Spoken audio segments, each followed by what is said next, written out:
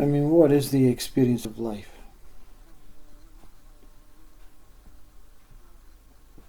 What comes or spouts from the mouth, or the brain, or the senses from a particular form that can say, this I has experienced whole life?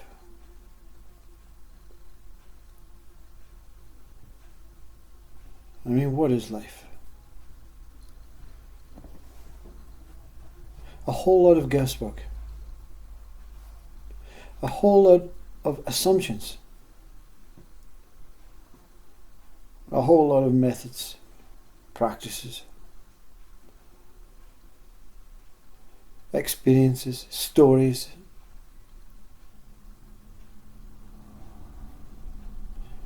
But we're all here to understand what the core of life is. What is the core of life?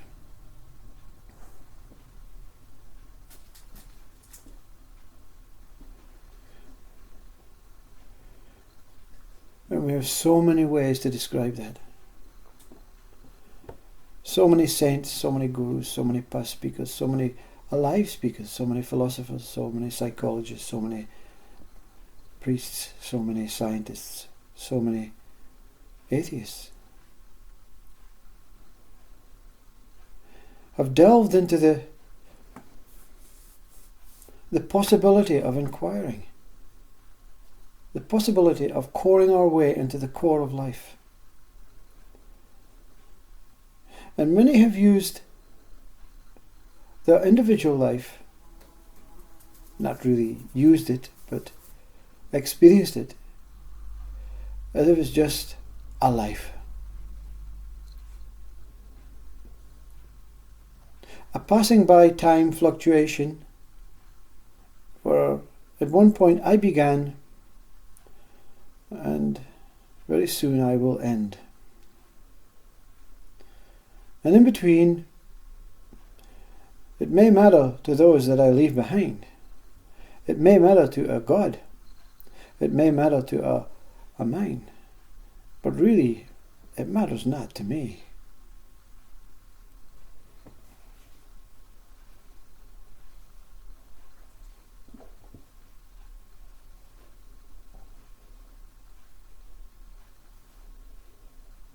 Silence.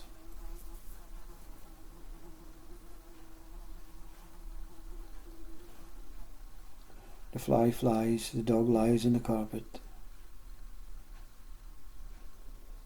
The clouds are grey. The room is silent and quiet. And life is appearing in all different shapes and forms and sounds. And it's never not here. Could this be the discovery?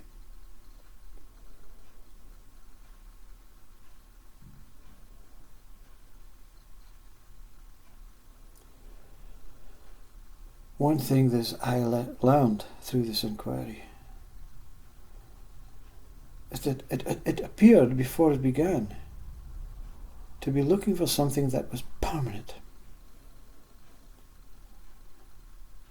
Not a particular permanent state, but permanence. Happiness can be a permanent state. I want to remain happy the whole of my life. I want to remain free the whole of my life. I want to remain here the whole of my life. I want to remain remembered the whole of my life.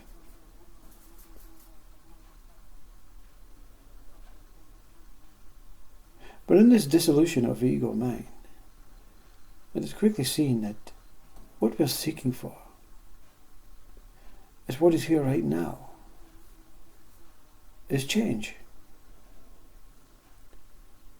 But we're seeking for a way to accept the change, to trust in the change, to have faith in the change. And when it is revealed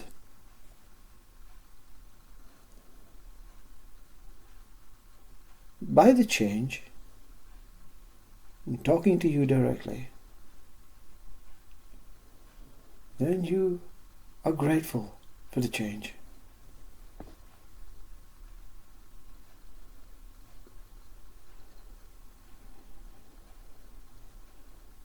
"7 years of frantically trying to share that what is unshareable. Seeing so many that have experienced very similar things. Some maybe lesser, but still the same thing. Because we have a quality. We have a quality of our way that we see the consciousness or the God that exists in our domain, our existence, our world. So therefore our expectations will reveal that what is expected.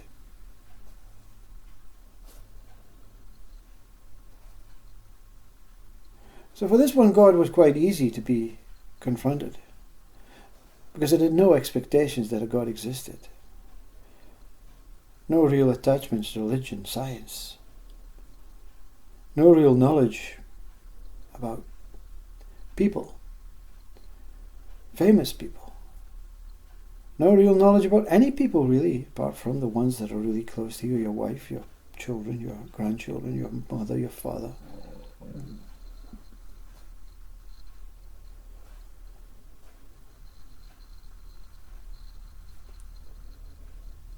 So the appearance of God was quite intimate.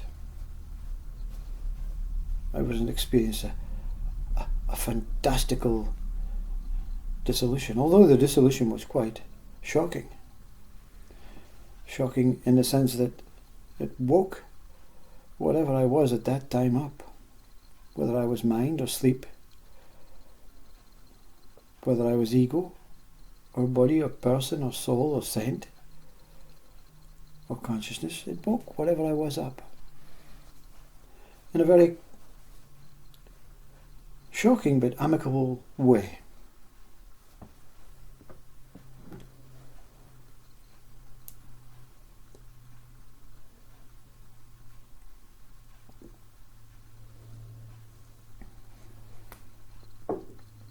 And how to describe that? I could never remember these two words, post and pre. Aftershock. Is that pre-shock or post-shock? I don't know. How to explain this aftershock? Like any other shock. You see a meteorite or a car accident.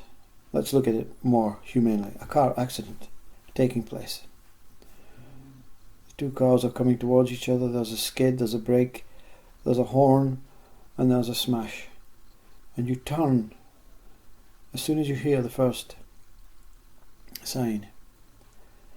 And when the impact is taken, it takes you 5, 6, maybe 10 seconds to react accordingly. Well, in this shock, it takes a moment, 1 moment, in, let's say, God's world, God's time-based world, to move swiftly out of this shock into truth. But in our human time-based world, 7, 9 years. 7, 9 years of not knowing what was going on. Incredible, isn't it? How we take our human time for granted, and we believe that this time is existing all over the universe. When as soon as we go out of this planetary, what do you call it, what protects the earth, whatever protects the earth, as soon as you go into this atmosphere, out of atmosphere into space, time completely changes. And even the astronauts will tell you that.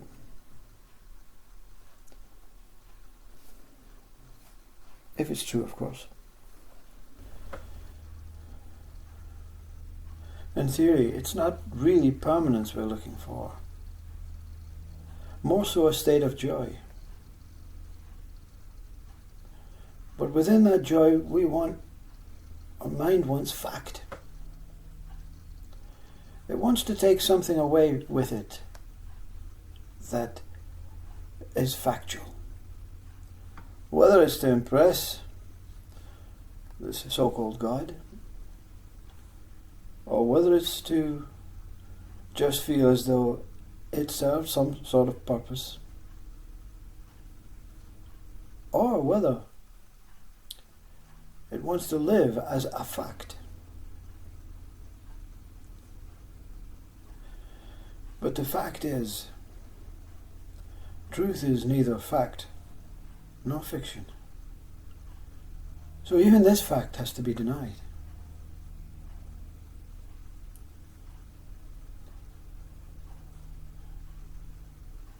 These are just simple utterings of something warbling, making a noise.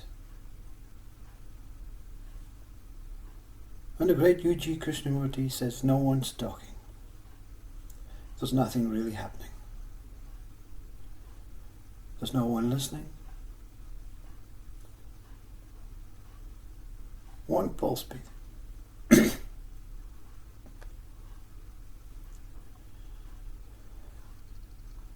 Have we discovered anything factual?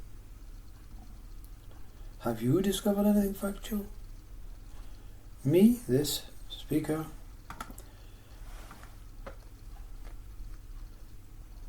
is like the very first day it was born in a body. It is in limbo. It is just flailing about like the ribbon on a maple.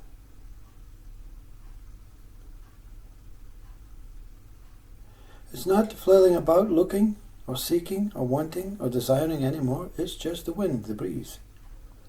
It's doing it on its own. Whatever I am is doing it on its own.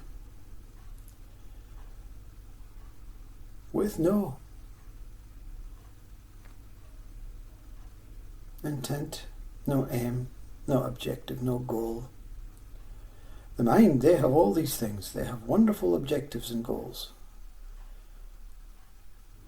And through this whole life, this whole experience, this speaker definitely had so many objectives and goals, so many that the baggage got too heavy to carry. And they had to be dropped. But a choosing mind says, well, which ones are you going to drop and which ones are you going to keep? Oh my God, how will I make this decision? How can a person that was never invited to make decisions suddenly make decisions?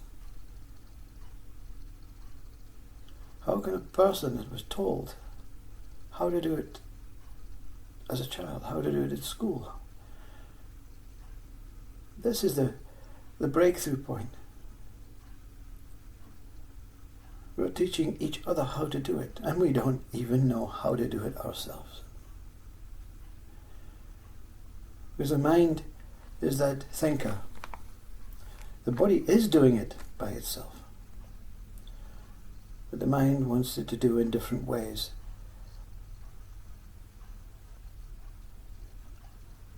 It reads about things that impresses it. It's just reading another warbled message.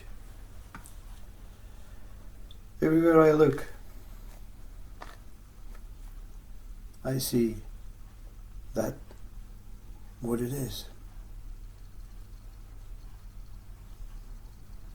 But as the looker, I see that what I am not.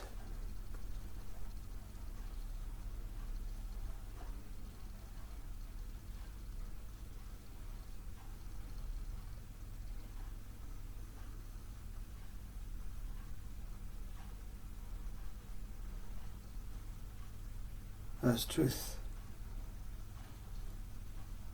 I neither see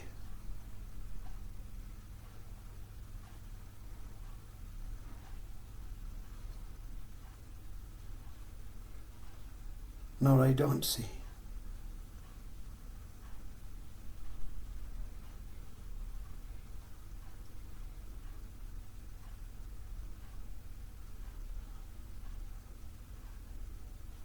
But something wants to see that what sees and doesn't see. And that's the truth. Looking for itself.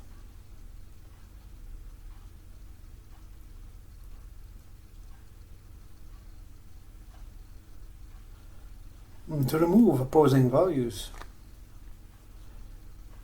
it has to be classed as a sick mind to the mind that follows particular paths, methods, ways, be it good or bad. But a sick mind realizes the sickness was caused by inventing these ways. The sickness was caused by believing these ways exist. The sickness was caused by man taking on a mind that wanted to replicate God, behave as God, impress God, deflate God,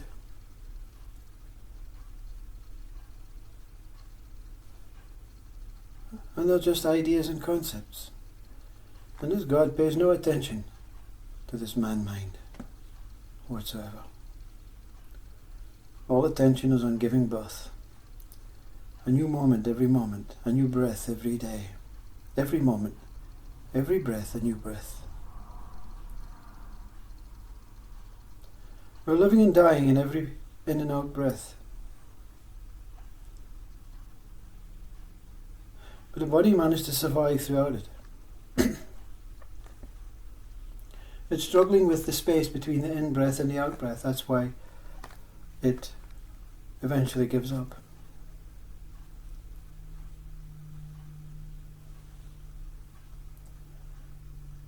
And me, whatever I am the space between the in-breath and the out-breath. And there's nothing more really to say about that. Work that one out for yourselves. Delve and dive into that space, into that void, into that abyss, into that very core. Before this body goes. But you know what? Each one of us will experience it in our own time. Whether it's a reincarnated body, whether it's on the last breath in death, or whether we already have and we forgot. We've simply forgot. Truth is, we've all forgot what life is about. Is that a shame? Or is that just how it's meant to be? Is humanity up for sale? Is it on its way out? Has it served its purpose, be it good or bad?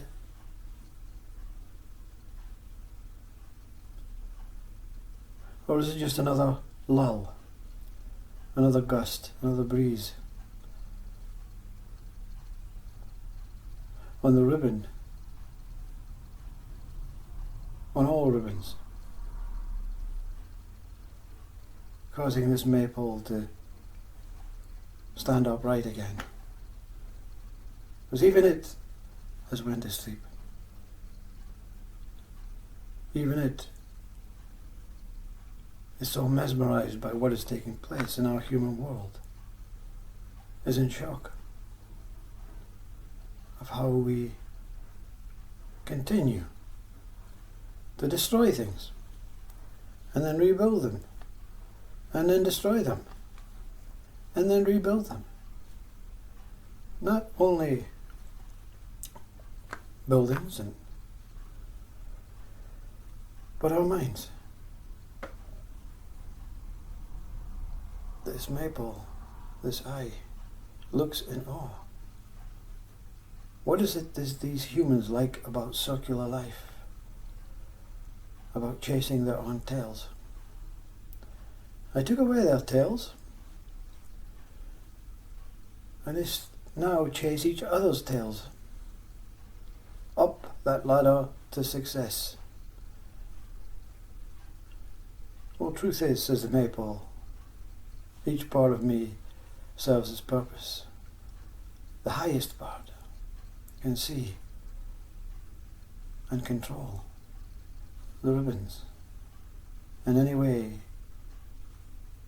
I and consciousness please.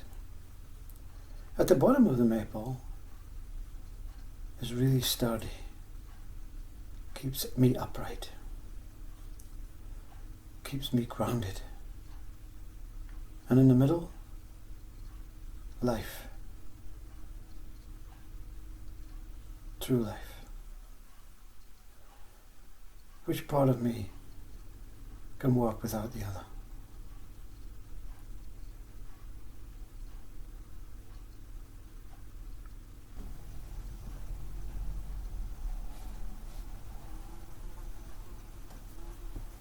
And what is time? I mean, it's a moving entity. And what moves? Thought, mind. The human person moves.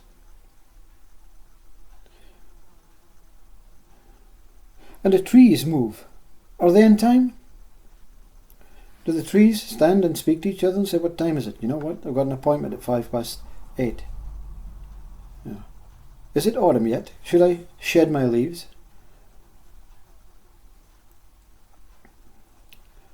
The snow is coming. I need to strengthen my bark. Everything is happening on its own. Time is a measurement. Mind is a measurement. Life is a measurement according to the human mind. Everything that we see and perceive is reality. Everything that we make something of is an idea or concept or a creation from the human mind. Names, identities. But I've spoke so many videos about this, and I don't want to waste your time on that.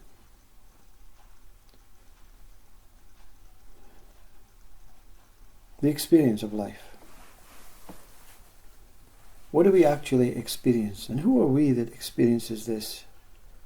Let's eliminate that one for a start. Are we separate?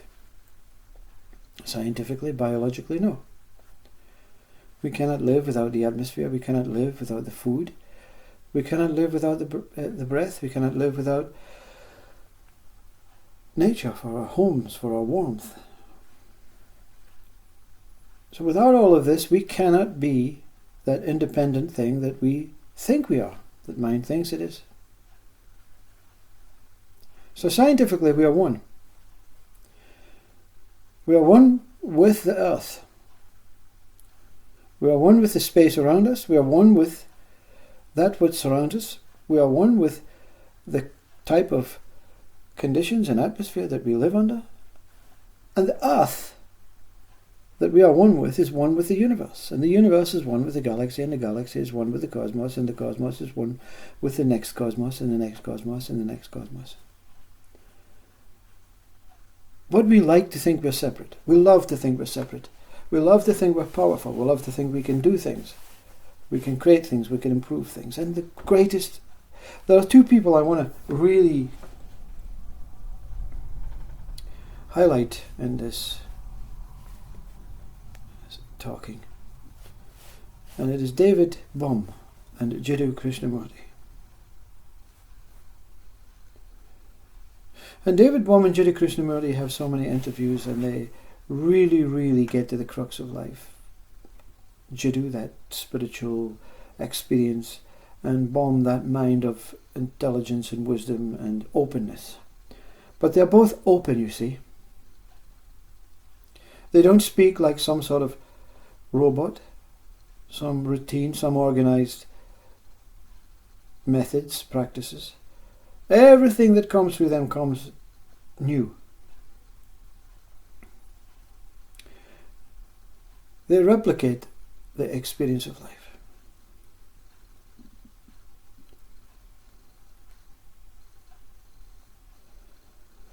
I remember David Bohm in a 1-minute video I saw recently about consciousness, and he was questioning that what this speaker and Jiddu and probably a lot of other beings that have encountered or overcame this egoistic mind into that profound depth, that core of existence, that original birth that Rumi eloquently speaks about. Very poetic, but it's not really as poetic. It's the experience of coming back home after witnessing that is poetic. I want to share it.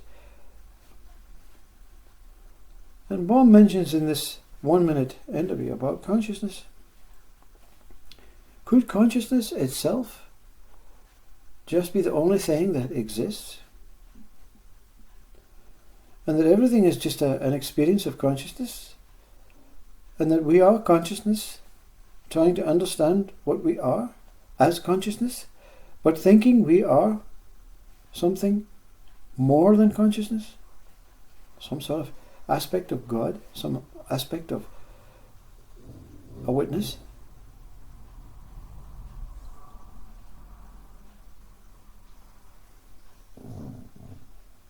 A very profound minute from Mr. Bohm.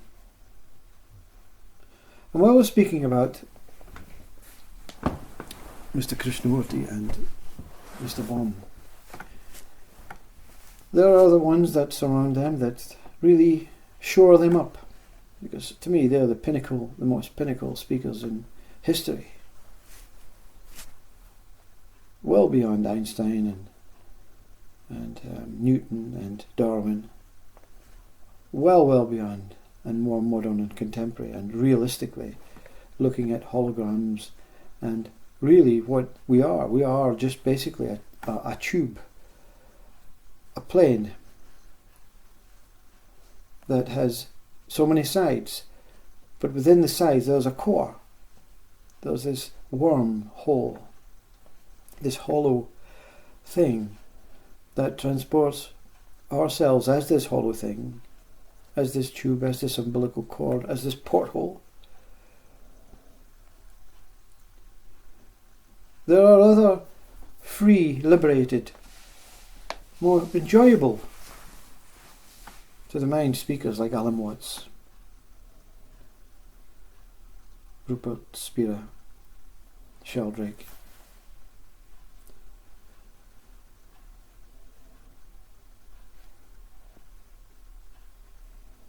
Rajashanti, past ones like Papaji Ramana Maharshi, Sri Narasagata, the Upanishads, the Vedantas. Much more descriptive, much more about the stories, much more about the prophecies like Christ and Buddha and wisdom and tales of reflective human ways that replicate the truth.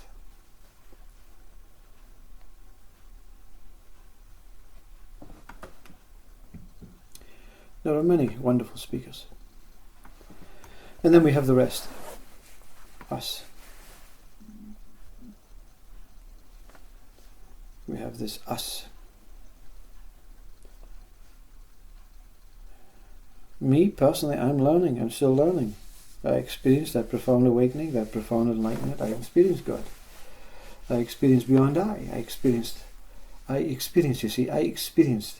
All of this is the experience of life. This is what the whole object of this is.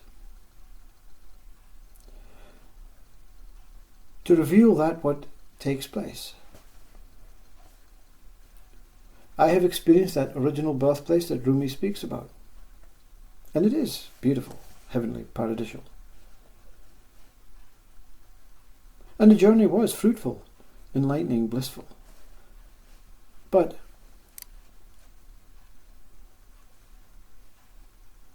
when you're grounded, like Rumi was, you realize that your story is over. It's the end. You went out from this original birth as a soul, as a spirit. You've evolved into some human form. And then you've evolved into a mind, which had to take on an ego state to show you the way home, because you got lost. I got lost. And the ego is taking you to the wall to say there's no further. You can't go any further. You don't fit in. You don't belong here. You're not of this world anymore. You're lost. And now I'll point you the way to be found.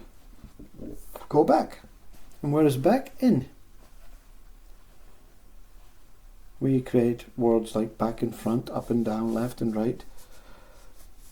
Neither of these words are of any use when you return home, because home is one direction, not the band. But it's a beautiful name. There's only one direction, and it's neither in nor out. It's neither up nor down. It's neither left nor right. It's neither back nor forth. It is the direction of myself. That spirit calling me home. How do you know when spirit is within you? The minute you say the words, I am here, I am present, I am aware. Spirit is calling you to say, look, I am here. Come with me. Follow me as this I am. And be here with me as I am. And I will show you the way. The way is am. The I is that what is seeked. My true, holy, whole self.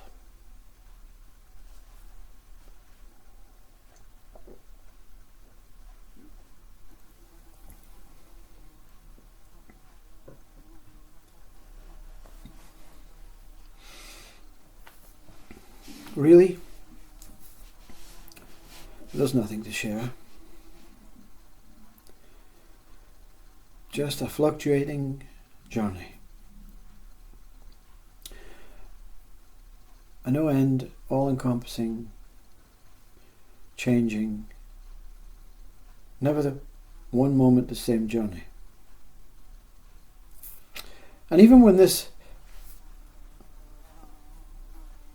type of interview is over, one can listen back. The speaker can listen back at his own words and say, yes, that's the way it is. And then, next time, no, that's not the way it is. There is no way it is. Let me tell you one thing I know 100% for sure. God is one whole thing. Let's look at God as a planet. Let's look at God as a planet. A planet, Earth. But once you've understood this, let's look at God as the cosmos. Okay? This is one thing I truly know.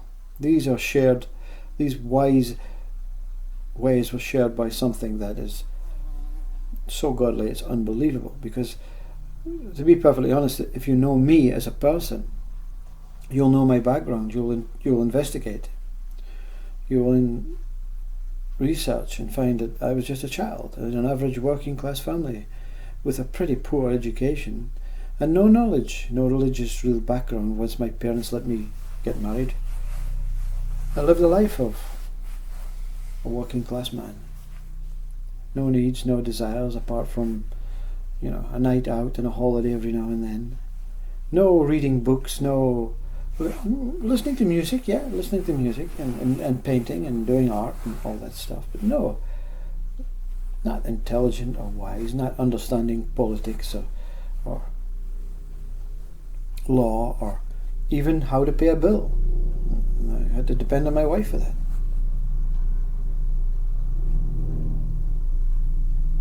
So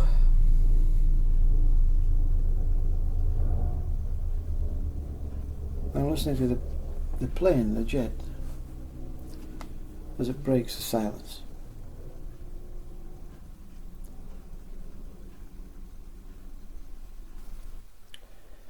So this discovery will not be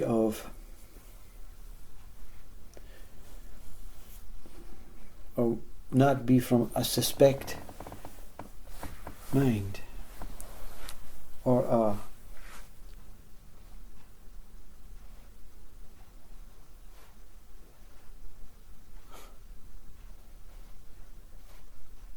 mistrusted mind. And anyway, whatever we speak through our experience has to be misinterpreted because we're using a mind that is not capable, not able to decipher the actual experience. Even if it's tying your shoelaces, a mind cannot explain, describe, recreate the feeling, the emotional sensory connection with that what took place. So it is with great apology or great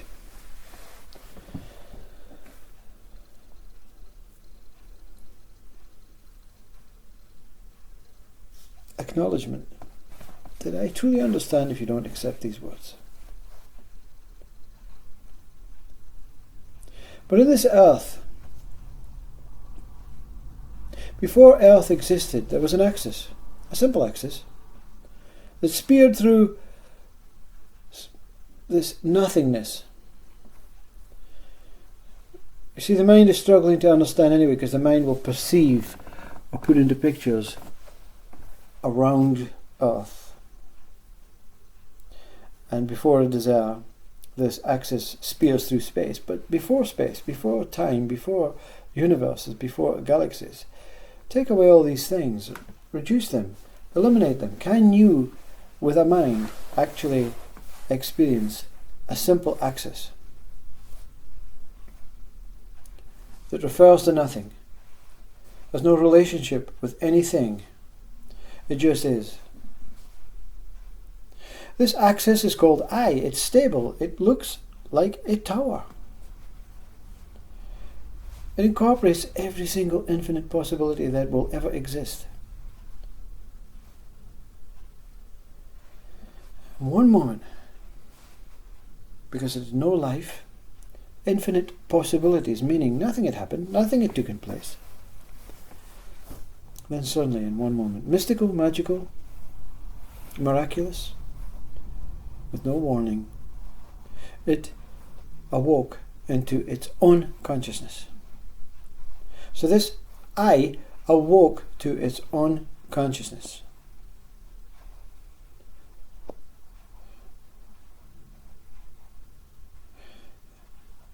So let's take a moment on looking at what this means. It became alive. It was born. It experienced itself. Consciousness being feminine, because this I created some sort of love around it, within it, as it, like the penis, incorporates the vagina. So consciousness being the vagina, I being the penis, the result, life. But I is neither male nor female.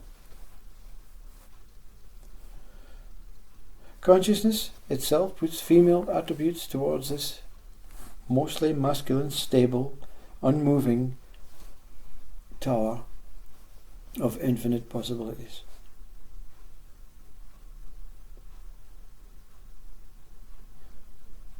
Now let's look at it logically. Let's look at it as this tower. this axis.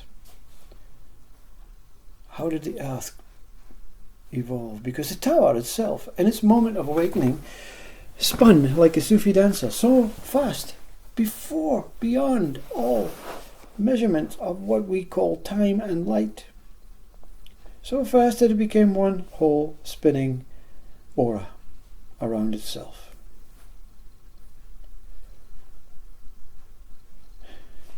And like anything else, it reflected other minuscule eyes in every living molecule, every atom, every form, every human, every animal, every tree.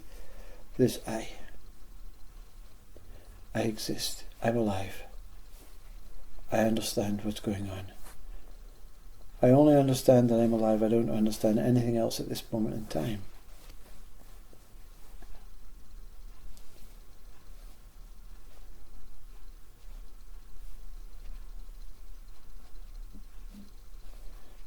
So elusively, this earth is created around something that is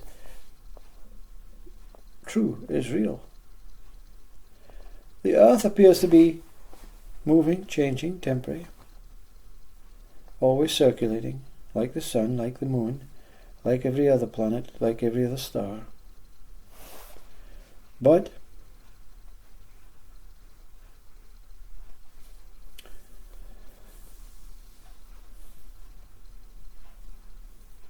it has no origin of being wholly, fully, completely I, because it's now aspects of I. It's aspects of movement within I.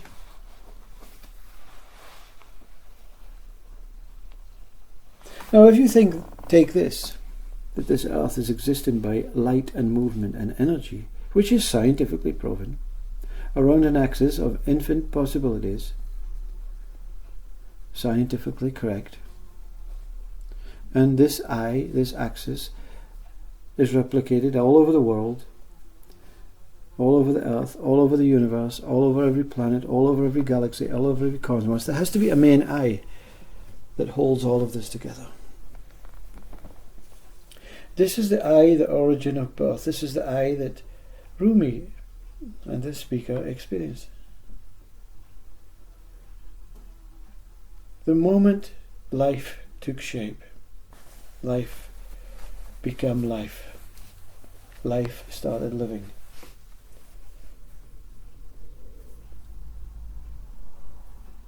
Now, I don't want to go into all this as being scientific, religious, personal.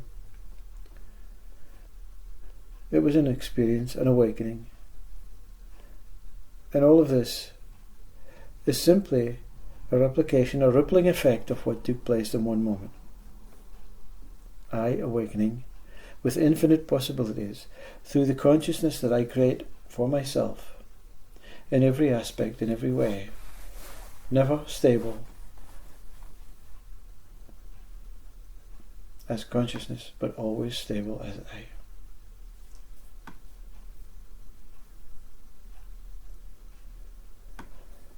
So what? So what? So what? We sit down, we watch every video. Alan Watts, Jiddu Krishnamurti, Murji, Papaji, Einstein, Gustav Jung. We watch them and we go, wow, impeccable. I have so much similarities. I understand. I don't like. I don't get. And the moment the video is finished and we walk away, you say, so what? So what? Not in a negative way or a divisionistic way. So what? I'm on life. I've got to make the tea. I've got to get on. I've got to do things. I have got things to do. Places to go, people to see. I have to be a husband, a father, a son, a brother. I have all these things to do.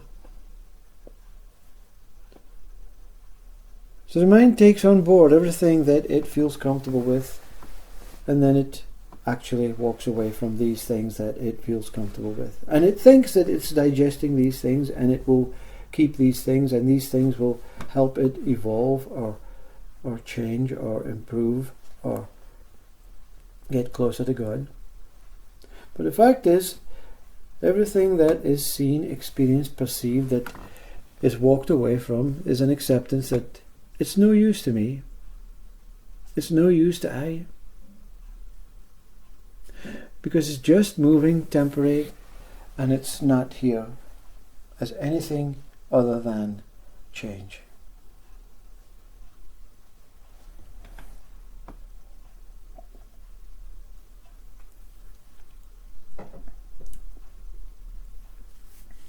So even these words will be maybe semi-digested, semi-enjoyed, semi-hated,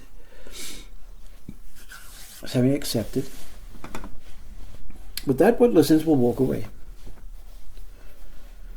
And that's really what enlightenment is. The ability to not digest, not engulf myself in, not take serious, not be frivolous about, but to simply accept that what the speaker says is moving fluctuation energies from an axis of infinite possibilities that seem to ebb and flow, come and go, like the tide, in various forms, in various ways, in various thoughts, in various experiences. And the answer, the truth is that what lets it pass and accepts it as what I am. I am also that stable axis, that tower, that infinite possibilities that can arise from this body, from this mind, in every moment of every day and every change. No 2 moments the same, no 2 days the same, no 2 changes the same. I can accept that whatever I am can create as much things as I want in this body that is feasible and acceptable and perceivable and able, and that none of them will remain permanent and accurate, and none will say, I 100% know what I am, I 100% know what truth is, and I 100% know that when I die, I will die. The unknowing is the most beautiful, beautiful place to experience. And we visit every day when we wake up. We go into the world. And if we take away the names, we take away the memories, they take away the conditioned, inherited understanding, logic behind what we are, what the body is, what the world is outside. We are going into the unknowing every moment we wake up, and every moment of every breath is an unknowing incident. And we want to know.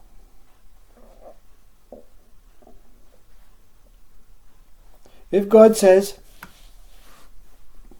God appeared in front of you right now, this God, whatever it is, and said, you know what?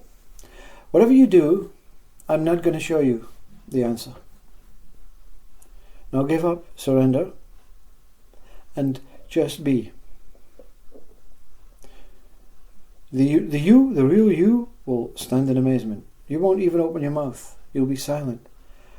You'll just be overwhelmed by this that you have seeked, and aghast by what it is. But mind will want to get into the scene. It won't react at that moment. It'll stand at the back and say, okay, yeah, let's get this experience over and done with. Let's let this one relish the experience, revel in its joy, and let's look at it realistically when he comes out.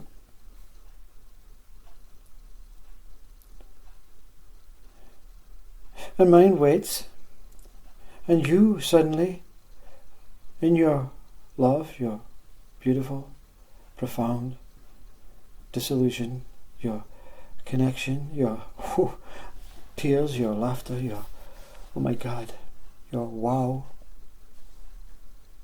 suddenly are brought back to life by this mind. And you'll say, I saw God. Nothing matters anymore. Nothing matters anymore.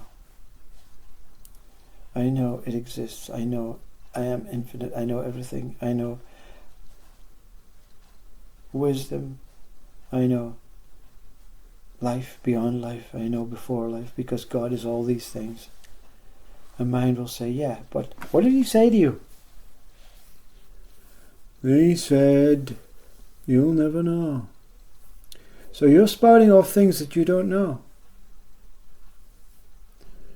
They're not accurate, they're not exact, they're not permanent. But you know what? I bet you can find out. I bet I can help you to find out. I can help you to find out. I bet we together can go further.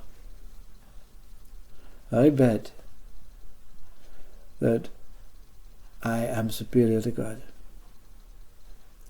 I bet that you're not finished yet. There's more to seek. And this mind is telling you the truth in a very negative, nasty, egoistic way. What it's saying is, accept it. That what came appeared to be God. It appeared to give some information. It appeared to give some sort of emotional connection. It appeared to give some sort of security, some sort of safety, some sort of end. But do you want it to end? Do you really want it to end? And you say yes. And mind says no. And you say no, and mind says yes. And then the two of you merge and you say, you know what? Let's forget about this whole thing. I saw God. It was great. Let's move on. Let's make the tea. Let's do what we're here to be. Let's be human. Let's be and accept and trust that nothing will reveal itself when it's seeked. And nothing will reveal itself when it's not seeked. Because nothing is the key factor. Nothing is not the nothing that we look at the opposite of something. Nothing is an acceptance, a trust, a gratitude. It is a faith in your own being. Now I have devolved, or evolved, or dissolved into what this whole talk was about. Because mind has captured me into replicating and reflecting the experience of this body and this mind. And it's not true, because it has moved on.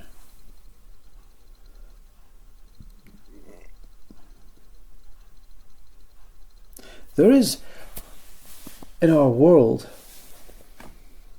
an idea that I exist. It's absolute. There is in our world that I don't exist. That I may not exist anymore. That I did not exist before.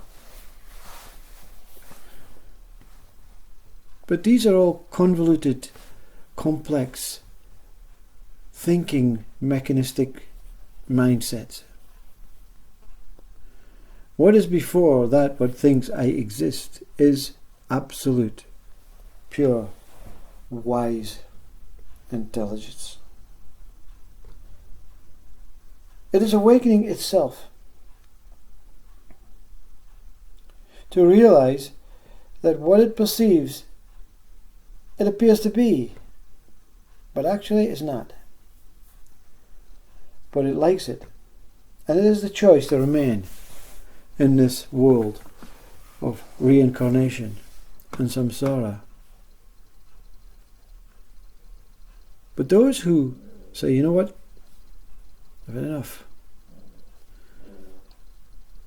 I have seen so many things in this world.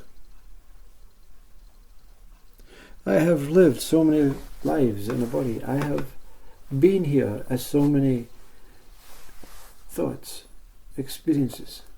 I have overcome all infinite possibilities in the billions and billions of time, human-based life years that I have been here as. But in one moment, something said, enough.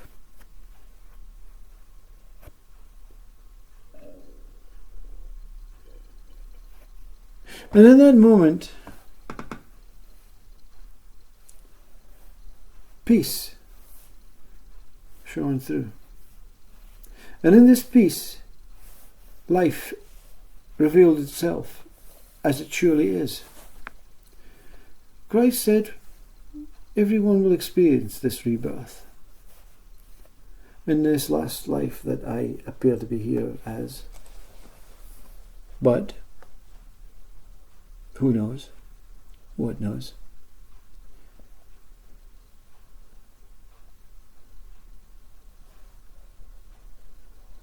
I appear to be here, seeing it through, living it out.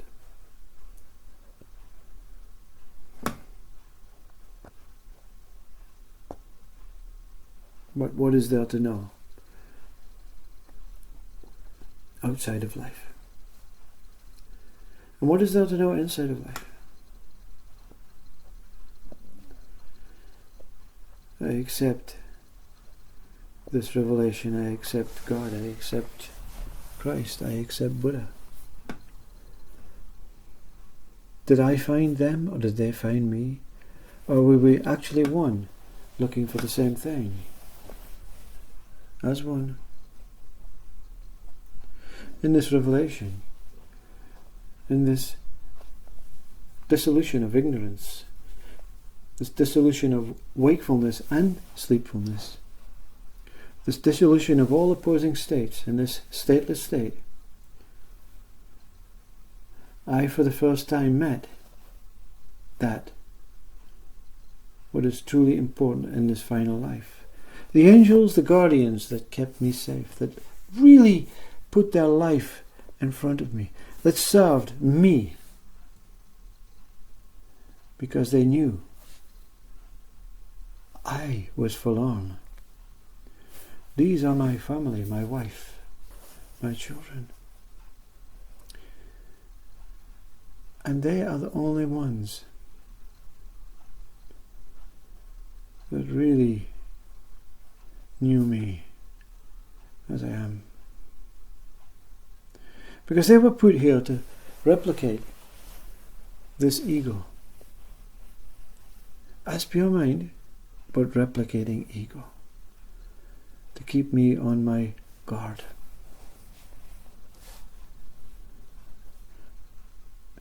There is no me and my wife. There is only me and my wife as one. We are love. We serve each other impeccably in the ways that we are here to serve each other, because they're not looking after me, we're looking after each other in so many complex and convoluted and unreal ways. But it's the right way. It's the only way. One of the most profound, simple statements was when I, in heightened dissolution, in heightened enlightened state, in heightened out of this world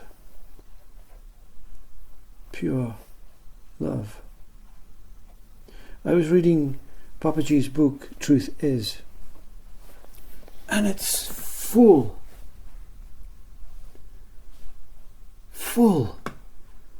of billions of replicated ways of how to know yourself, how to fully, truly know yourself. And so many poems, so many surrenderings, so many tales, so many prophecies, so many utterings, so many revelational insights, questions, and answers that keep you moving out of this needs and desires and wants of ego. Through them all. Through them all. He, in a little satsang, said to one of the disciples,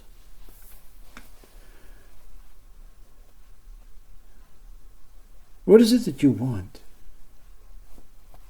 And the disciple, or the seeker, in the satsang, said, "Papaji, Master,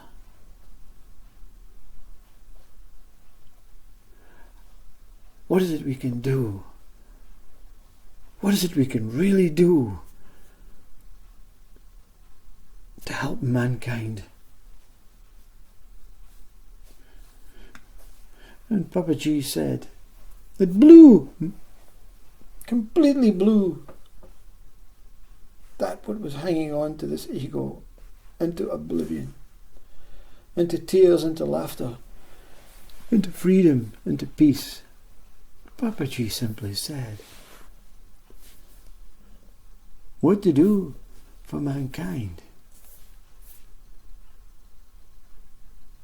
Forget the question. Just be kind man. Now look around you now and see the kindness in the world. See that every single human being is kind. They are trying every day to be kind in every way. In a negative way to your conditioned mind, in a positive way to your conditioned mind, and each one of us trying to accept each other's conditioned ways. So remove the conditioned mind, and everything will become kind. That's my poem.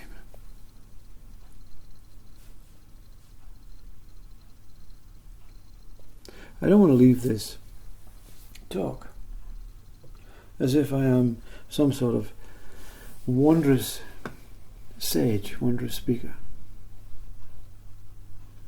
I want to be forgotten,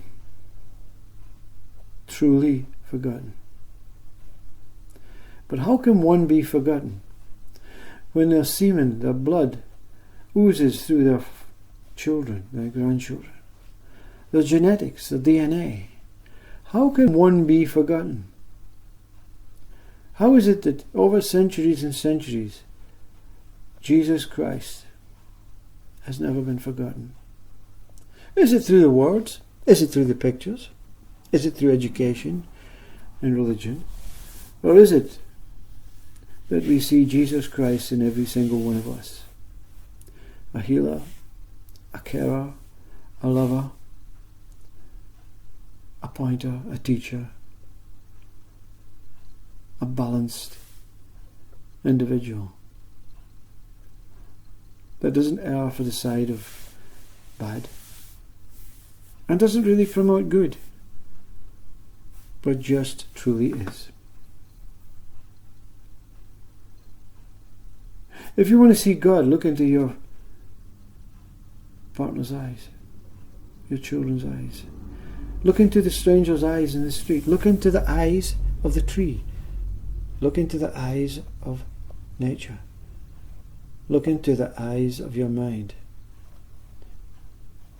And let your mind take you away on journeys within itself, because it's replicating the journey within I.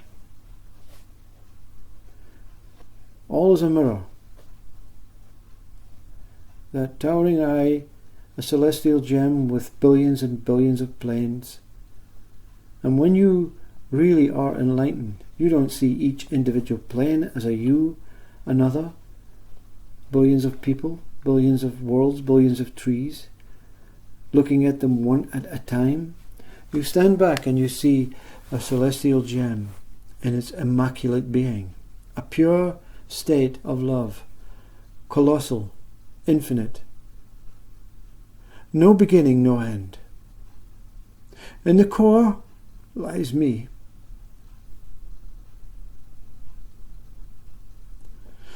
In the core lies I. I am. I'll meet you there.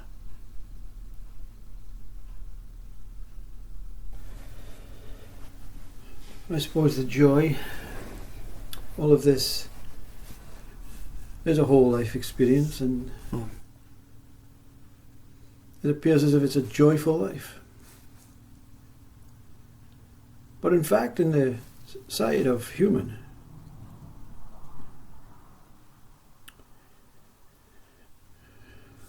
I lost a whole lot of faith from people, especially my family. But they don't understand the extremities that life can get to you.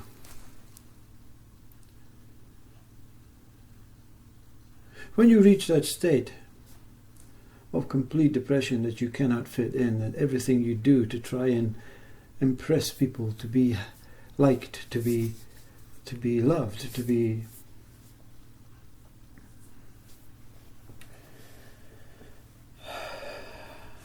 slightly more special than you imagine you are in their minds, in their hearts. When it gets to that point, you feel as if you have to take drastic action.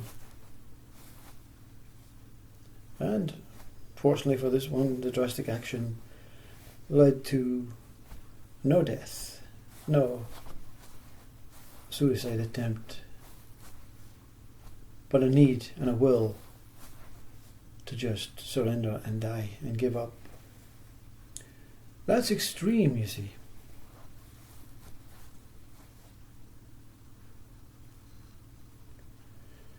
And of course it's born through conditioned genetic upbringing. Not necessarily the fault of other people, but maybe the fault of my own inability to fit in comfortably to this idea that this would be my last life if I just lived it out as normal.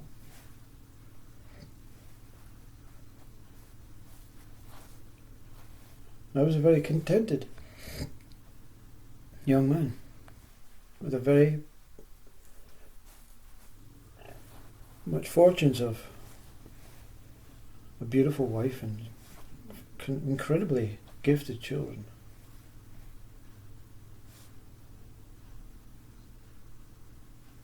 But something was missing. Something was missing. And really to this day I still don't know what was missing, but I found something else that made me look like a lunatic to my family and most people.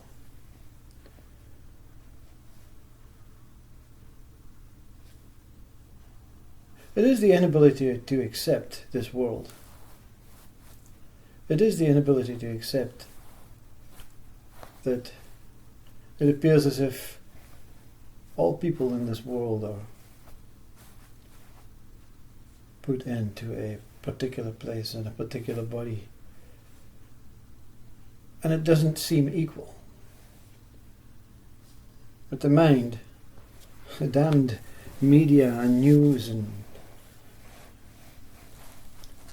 governments and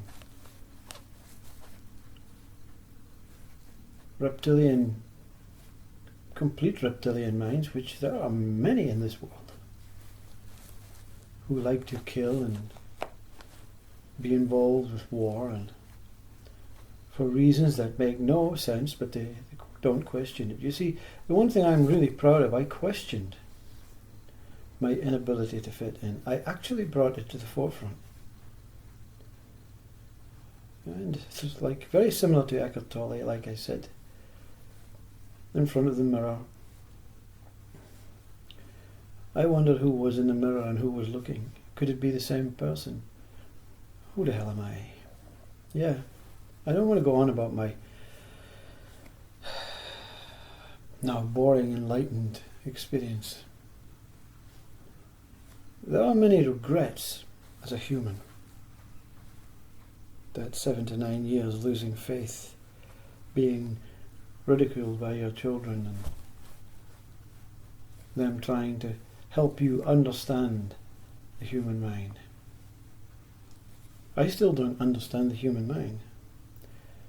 I would pay lots of money for someone to tell me what it is. That perfect human mind. And a perfect human body.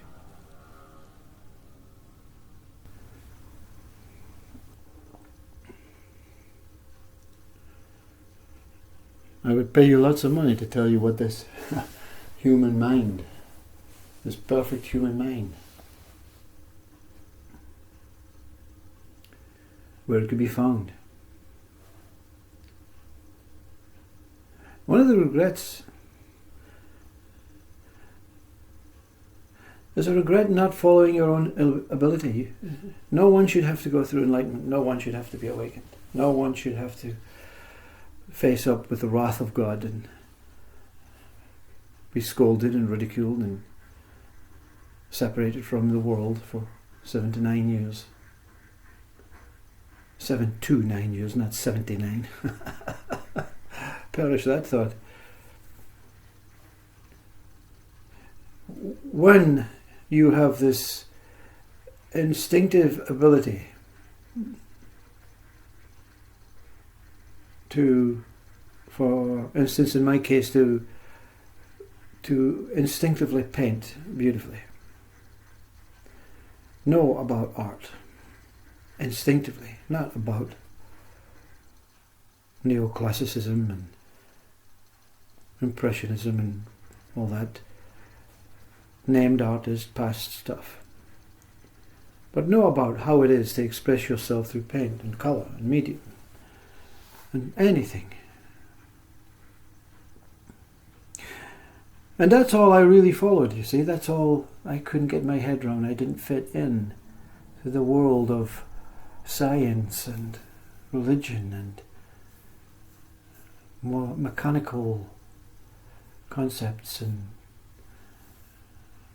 so sports and painting. But the regret I have is not following it. Believing, a belief. Can you believe it? I had a belief. I had a belief. And this belief was very simple. Before I can paint, before I can draw, even though I could, I needed confirmation. I needed approval.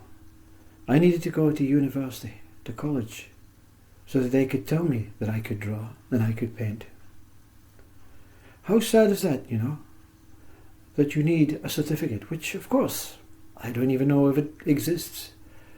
I don't even know if they gave me it. I was just so happy to finish the master's level. And then what happens? That belief is nullified that I can paint. Because I've entered a world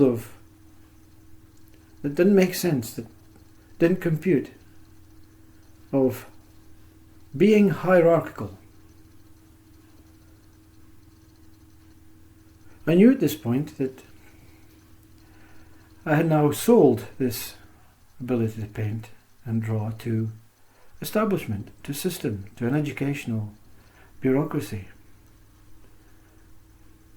But they warned me, 32-year-old young man with a young family. Father passed away, inherited a small lump sum that maybe would have kept me going, left my job.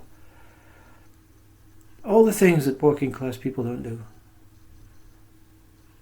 And even at the interview, the man says, "Are you sure? Because there may be nothing at the end of this." And I said, "No, I'm sure. I want to give it a go. I have my family support. I have everything. I will make something out of it." The fact is, I didn't want to make anything out of it. I just wanted confirmation and approval. And so you fall into this world of everyone thinking you're going to make it. You're going to be big. Hoping that the suffering they have overcome, not seeing their father, their husband, their son for 6 years. Another 6 years of my life taken away.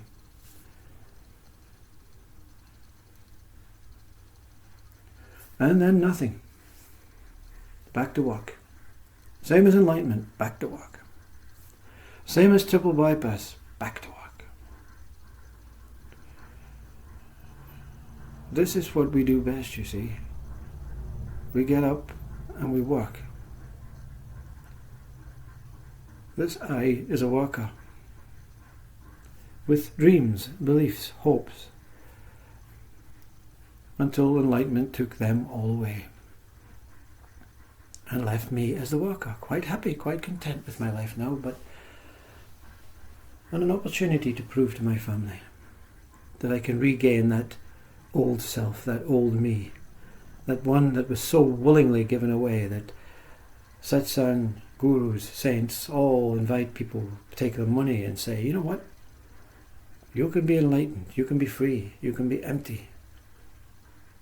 But remember this, there's, like everything else in life, there's a little negotiation will have to take place. You might lose your family, you might end up being a monk, you might end up in a cave in the Himalayas. But I'll show you God. I'll show you everything. And even Christ said, if you follow me, I will lead you the way. This me followed me, went within. I showed me the way, and the result was God, then followed by me, reborn. Reborn with all the old flair, all the old style, all that old humour, all that old loving, kind, compassionate, caring person taken away. Left with flat line.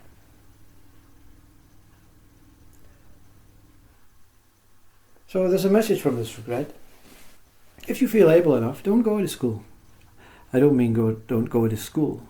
Go to school, but don't think the outcome that they think you need, or that you think you need, is going to happen. It's not important. You know what you are. You know what to do. You know how to go about it. Follow your gut. Follow that instinct. Be an artist. Do you need a certificate? Do you need confirmation? Do you need approval? Do you need something to show the audience at your first exhibition? Do you think they want to see your degree, your master's degree? Do they say, no, that's ego. They want to see how you paint. They want to see who paints. They want to see the paint. They want to see the connection. And they want to see an artist surrounded by a family who is so proud. One day that could be me. I hope.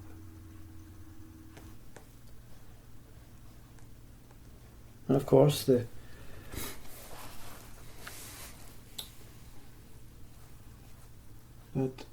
other spontaneous awakening of requiring a triple bypass, exactly the time that enlightenment had faded, caused probably by the trauma of that awakening, that shock, that unbelievable impact.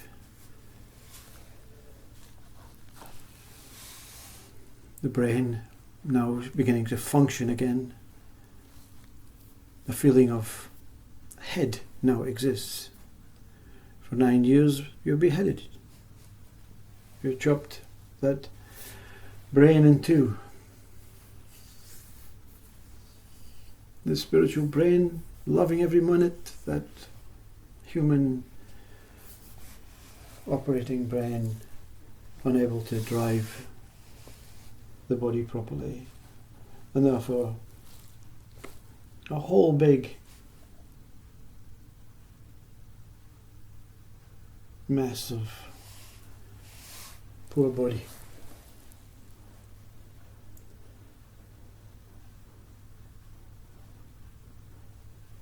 All the time making videos. And that's a bit my children couldn't get a hold of. Why would you upload these videos that no one really listens to? Because, I don't know. But I began speaking to myself in the laptop because there was no confirmation. There was no one living one that was not surrounded by disciples and followers that would spend a moment. Even in a Muji satsang, he looked at me in the eyes, knowing I was gone, and smiled. But the confirmation you really want is it really like this? Did I really hear this voice? Did I really see this light, this incredible? Did I really move out of my body? Did I really hear this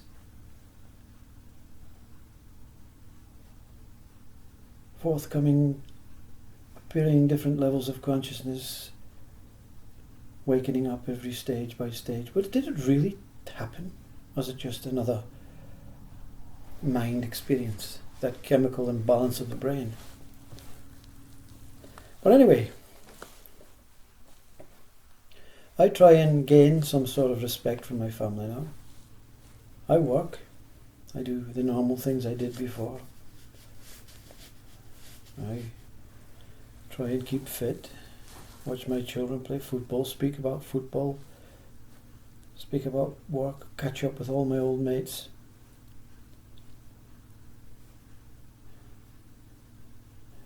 But I still don't know if my family will ever forgive me. Even if they did understand, why did it take so long? Why was it so traumatic? When you accept God's voice, it's not beautiful awakening. It is to the body. It is to the mind. Well, it appears to be to the body. It definitely is to the mind. But in fact, it's actually a punishment, saying, what the hell are you looking for? Get back to work. You don't have to know about this. This life is being wasted. And when you see this, you think, well, you know what? Even though it's beautiful, I need to obey.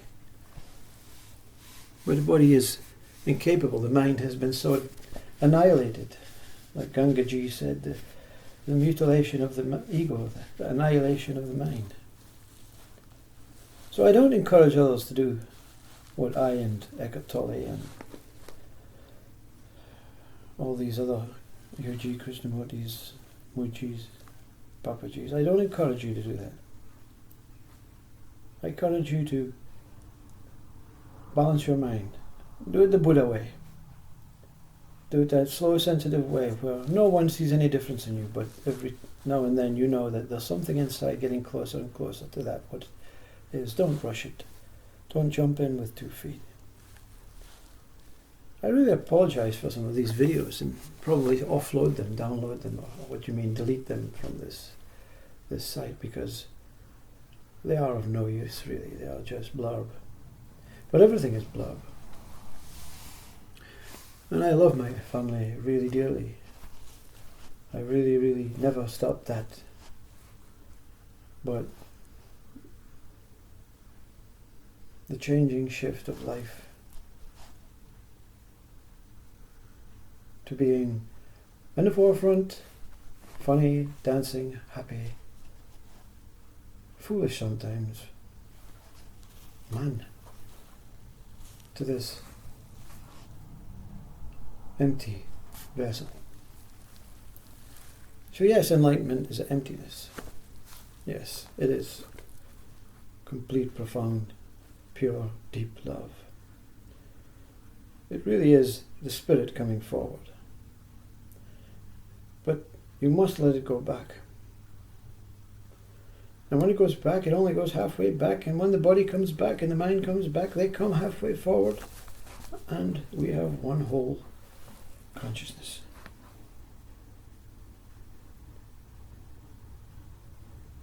Every day of my life now I serve the thoughts that are about the close ones around me. I try every now and then to put these thoughts into action, and sometimes they succeed, sometimes life gets in the way, or sometimes I'm dreaming about something.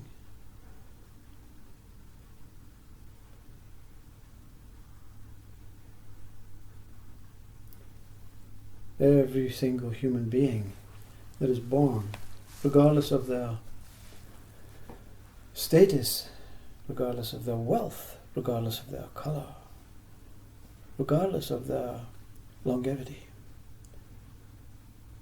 regardless of their success and their importance, every single human being will die with regrets. Even the enlightened ones, even the monks, even the sisters. I could have saved one more, was a line from Schindler in Schindler's List. If only I saved one more. Saved millions, thousands, I don't know, and still not happy.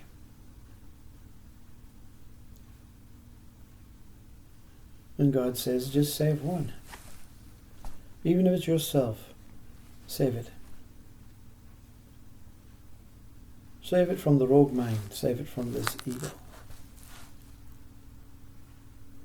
Human beings now have implemented this ego. Well, you can't say human beings have implemented it. The mind has planted a seed within every single human body now. And it will never go away. There will never ever be peace. Never ever be anything other than circular samsara, repetitive life. Different clothes, different fashions, different cars, different technologies and different ways and different methods, but still the same old human body made of bones, molecules, atoms, blood, organs and breath, ticking away like a time bomb it is, born for no apparent reason, born lost, remains lost, and then finds truth lost.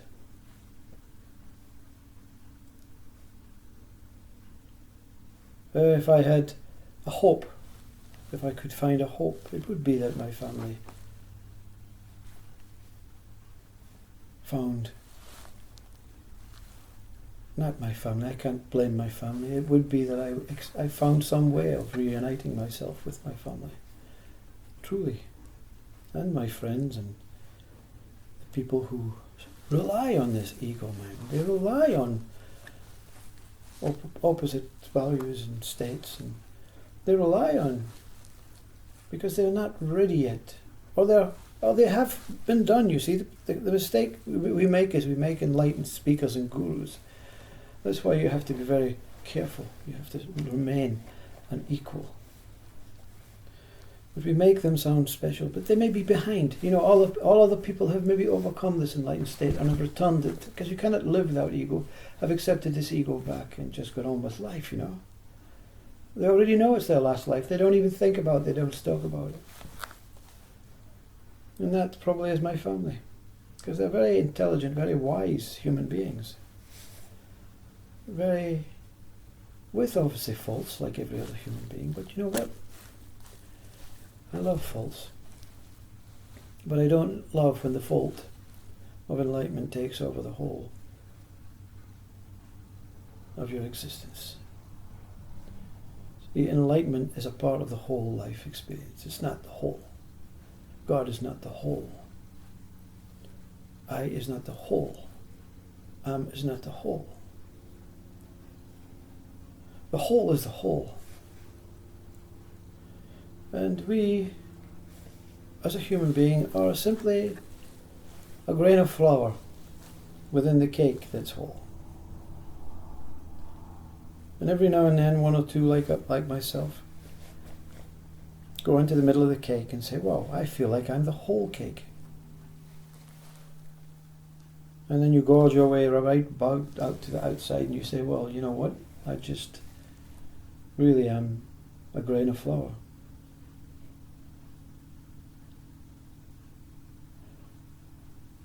So, accept my condolences, accept my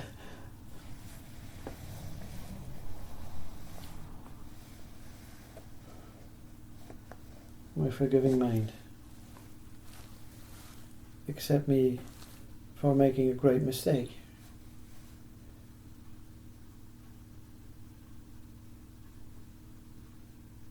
It's not a nice feeling when you really walk away from everything.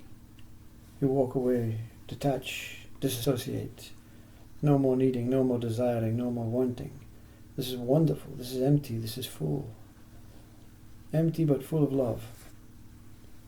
But there's no one there to share it with. There's nothing there that makes this world any better. These words are not making your world any better. Hopefully they're not making them any uncomfortable either.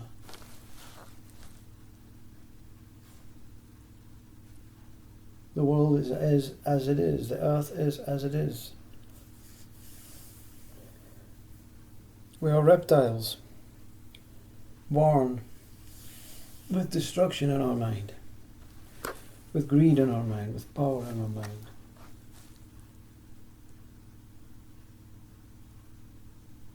And we will die reptiles.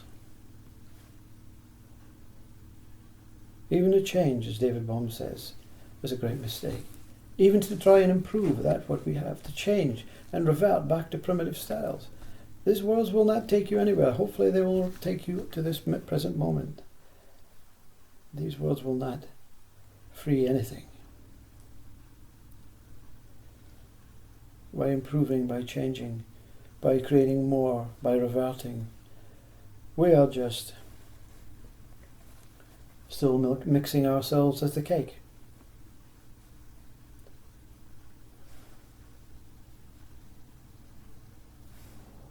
So, family, cut me a slice. Accept me. Reborn as the same old me. And forgive that 7 years of ignorance.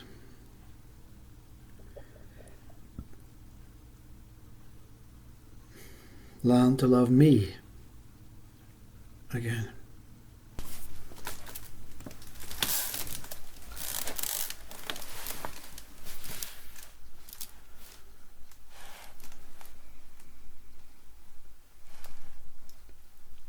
Is there anything I would like to add to this story before I conclude?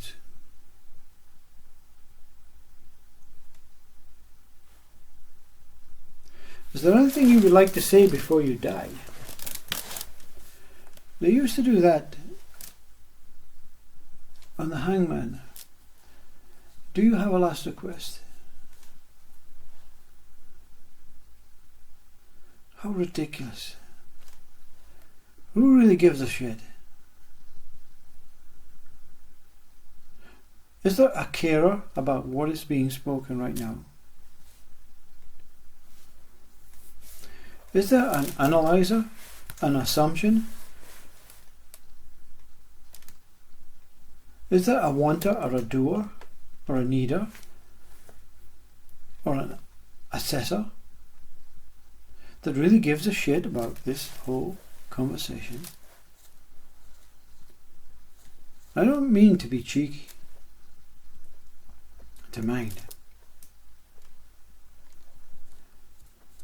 But is there any purpose of me speaking and you listening and you recording and you dictating and you informing and others taking notice for a particular purpose, guilty or not guilty, or just ignore, put a headstone up for the family, let them grieve, because we don't give a shit. Unless they're going against the bureaucracy, unless they're going against that what we think or we know is to be true, we the system. Do I paint a pretty picture that you, whatever you are, human, soul, spirit, are controlled, are a puppet. And the only way that you can escape this being a puppet is to self-inquire and look and analyze and, in fact, evoke, refuse, deny,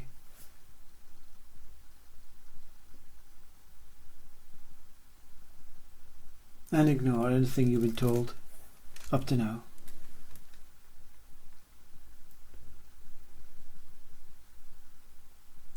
But what really matters?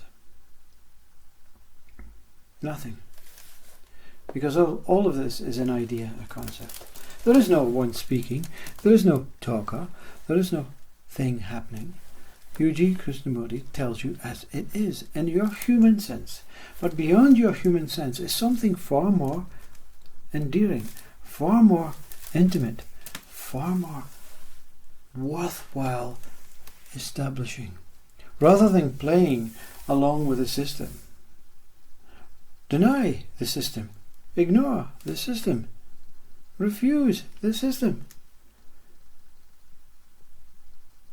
and go into the true system of yourself, which is not a system, but is the creator of all systems. You are God. You are before all these things. You are before mind.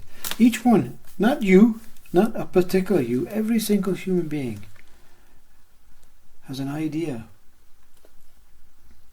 that they, through inherited knowledge, are a human being, and they will die.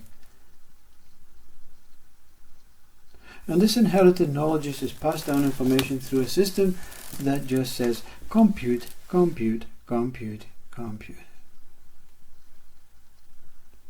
But what is before systems?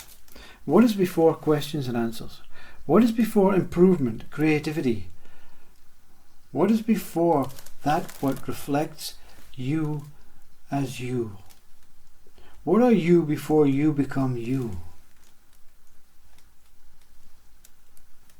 I'm not here to pick a fight. I'm not here to separate and segment. I'm not here to fix.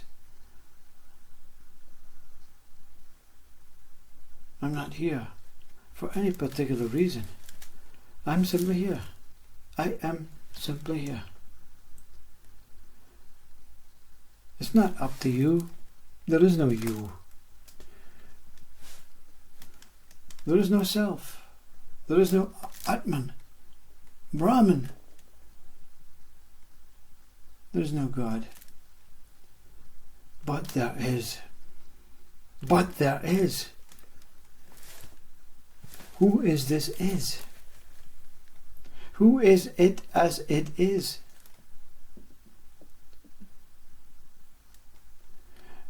Everything is a contradiction, but everything is practically clear, purely clear. Everything is good, but everything is bad. Everything is whole, and everything is segmented, broken. Everything is painful, but everything is pleasurable. Everything is that, but everything is this. Everything is man, but everything is woman. Everything but is there, and everything is here. Everything is out, but everything is in. Everything is up, and everything is down.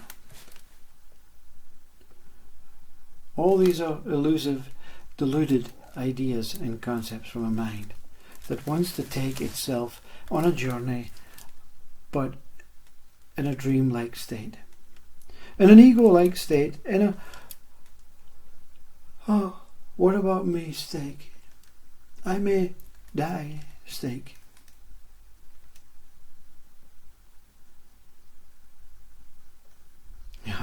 God, it's so funny, isn't it?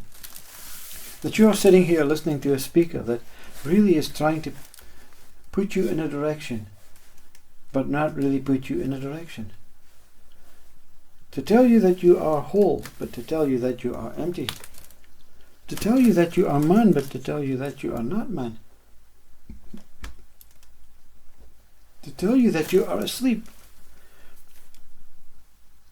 But primarily you have to be awake.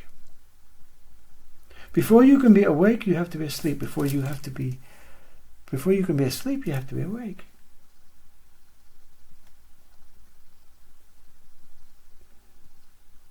A riddle within a riddle.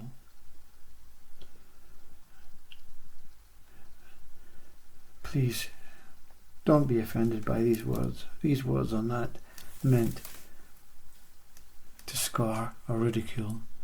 These words are meant to convey. Convey not a message, but convey a need, a desire to inquire. Because one thing is for sure, you're not here, you're not there. You're not this, you're not that. You're not pain, you're not pleasures. You are the witness of all these objects. You are the witness of all these imaginations. You are the witness of all these ideas. You are the witness of existing and non-existing. You are the witness of this and that. You are the witness of experience and non-experience. You are the witness of sleep and wakefulness. You are the witness that cannot be touched, cannot be found, but cannot be acknowledged as something other than a dying, or something that you think, that the mind thinks is going to end. The witness cannot end. The witness is always here. Now I went on to that kind of spouting, idealistic, pure, conscious, Spirit, Christ, Buddha state. And I deeply apologize. It matters not. Anything that goes on with your life matters not. Anything that dies and is born in your life matters not. Anything that exists or does not exist matters not. Any hopes and beliefs that do not aspire or do not transpire matters not. Anything that was past matters not. Anything that will be future matters not. What matters is the present moment, here and now. Because in that moment, in that whole holy one singular moment of being here, being here, being here, everything matters. And nothing matters. A fluctuation of appearing matters. Positive, negative, good, bad, all appear and come up to confront you. Flat line rises and falls. And in its rising, it matters, and its falling, it also matters. If it's rising, it matters, it's beautiful, it's great, it's overwhelming, if it matters. If it falls, it matters because it's dying, it's ending, and it's true, and it's... I have so many associations with this.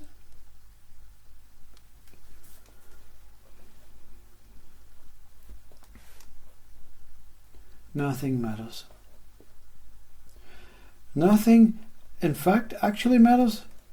Meaning, look for nothing.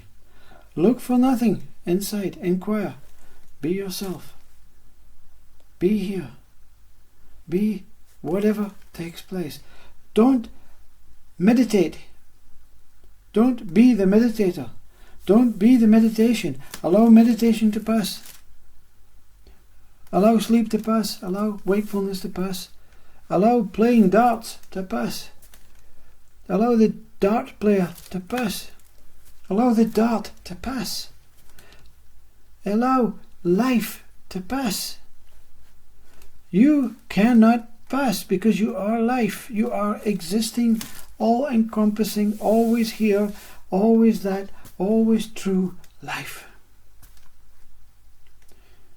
And now I'm bleeding like some sheep, begging for you to understand, but I don't really care. I does not care. I is the core. I is that what everything circulates around. as is, before, will be, and circulating. Left, right, up, down, pure, impure, circulation.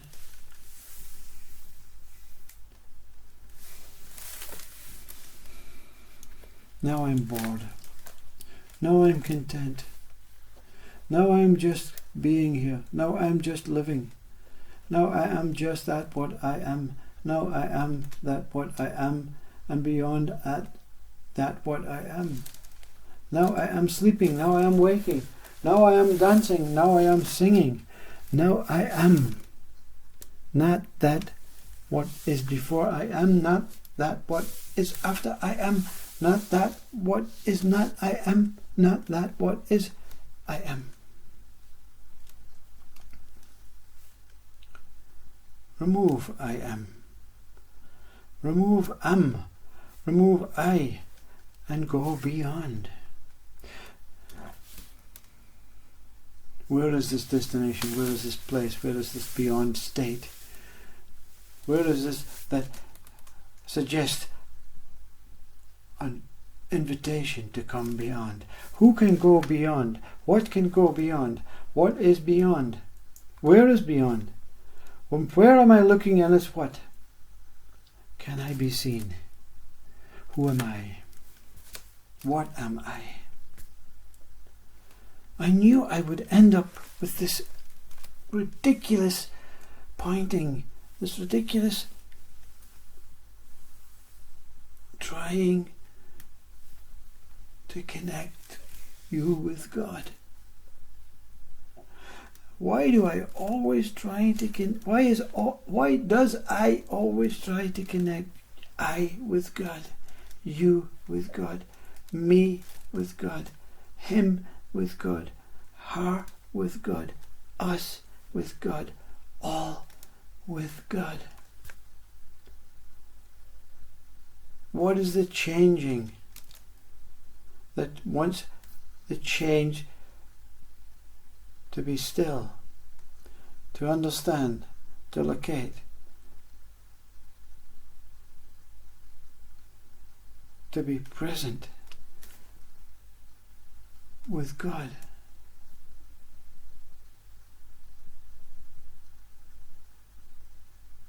Who, why, what, where, how, when will lead you to God.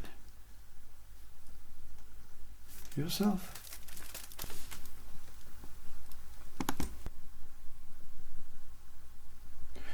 So, the conclusion, this is what we are all waiting for, isn't it? How to conclude. How would you summarize? How would you wrap this whole thing up? How would you explain this whole life experience? What is the result? What is the outcome?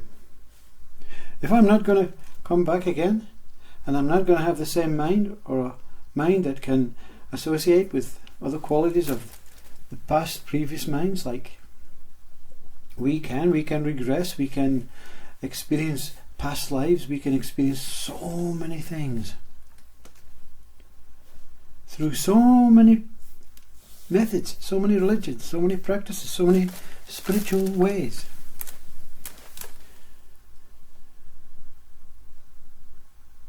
So if it's the end, how can you summarize? How can you conclude? Was your life good or bad? You see, that's the trick question. The question is a trick. There's no one here to answer the question, you see. That's the evasive method. If there was something here to answer the question, it would have to be mind. If it was going to be mind, it would have to be a human mind. If it was going to have to be a human mind, it would be this.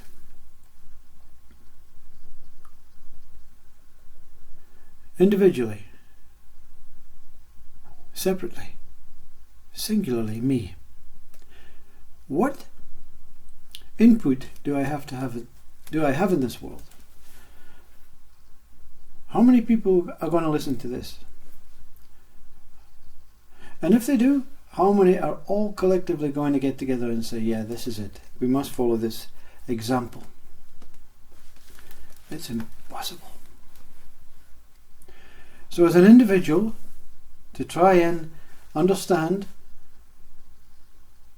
through a human mind and a human systematic way, programmed, conditioned, inherited language, inherited culture, everything,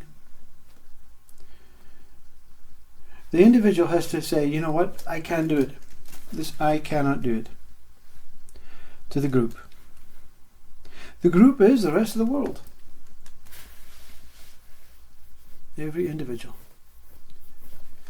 Even nature, even thoughts, even imaginations. I can do it. I cannot do it.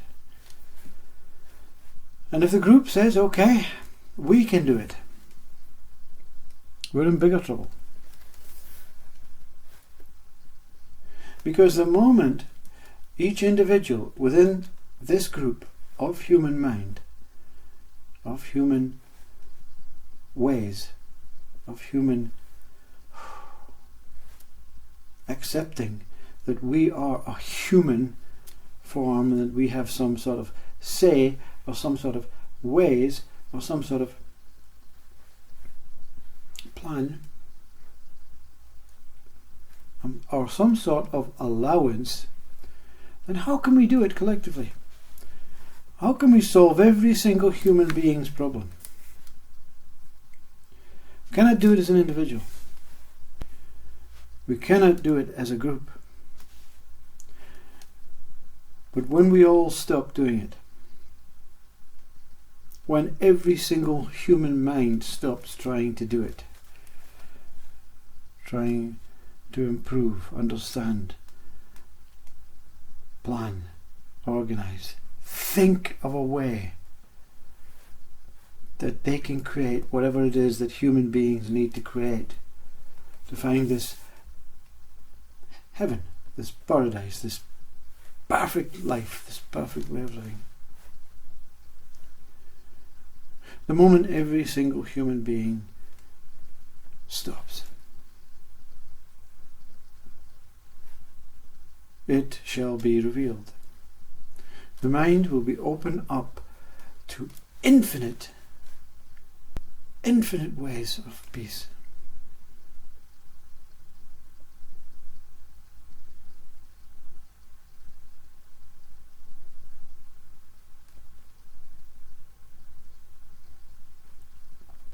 It's like when you're walking along the road.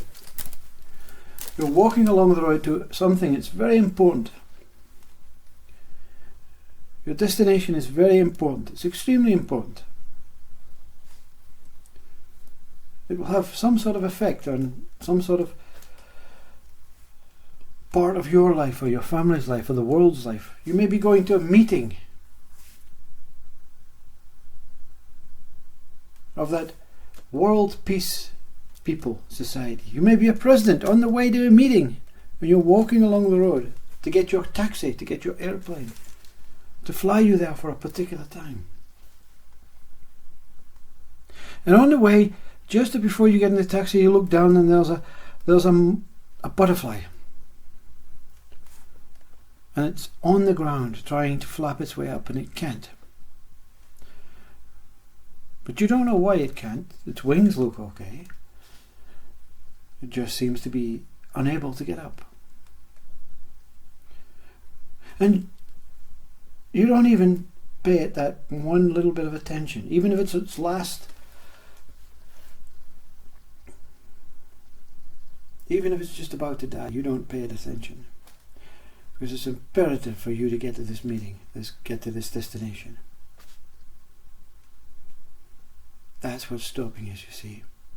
Can one stop just to pay some sort of respect, some sort of allowance to this butterfly and what's going to take place? Allow it to evolve, allow it to reveal itself. Whatever is taking place, let the thing that's taking place reveal itself in front of you, and you pay it every bit of attention. That's what's stopping us.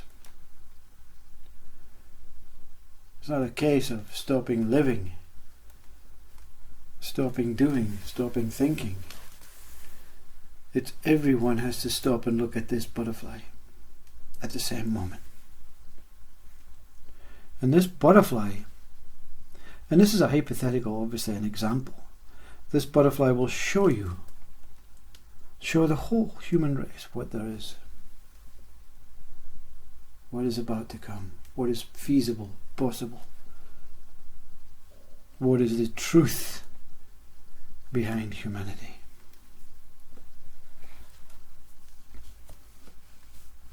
So, as a human mind, even then, is there a conclusion? Is there an ending? There is a newness. There is something that says boundaries down, escape for one moment, reveal and see. What rewards you get for stopping.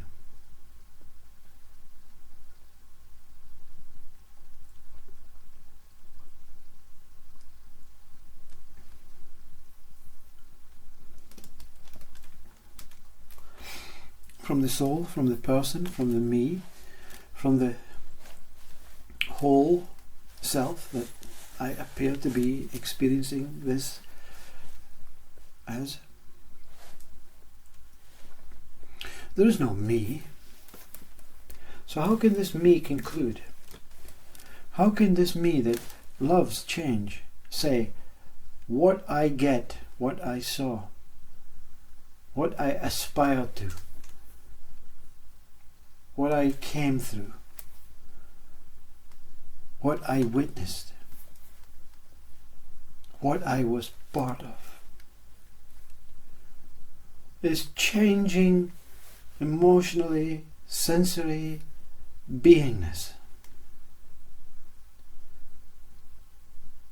How can one that tries to say this is one whole life experience say that this is one whole life experience? Is it not an unending experience? Is change ever going to go away so that we can all become stable, still and dead? Truly dead. Truly where consciousness disappears into its own self-inquiry. And it may do that in one moment, in one particular day, because all of this is an awakening, but it's not me awakening, it's not the person awakening, it's not the mind it's awakening. Whatever is awakening is awakening.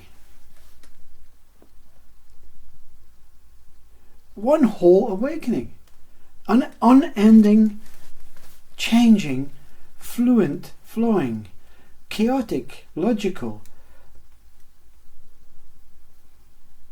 controlled, uncontrolled awakening. It's a miracle. It's miraculous.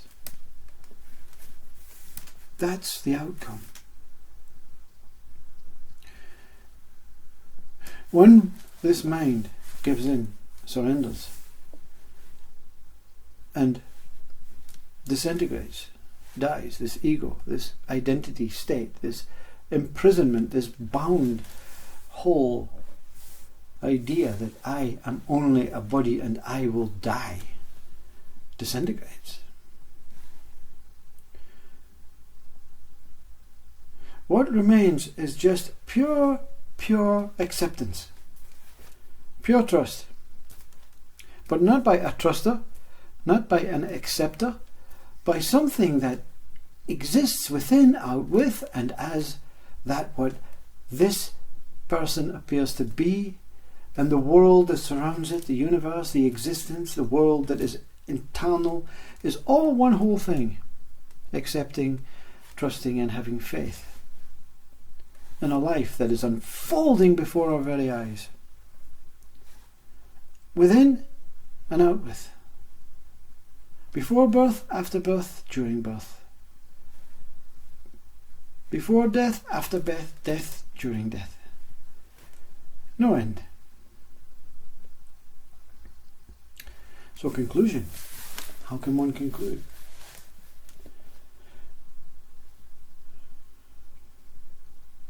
One of the most profound things this speaker ever encountered was this stopping.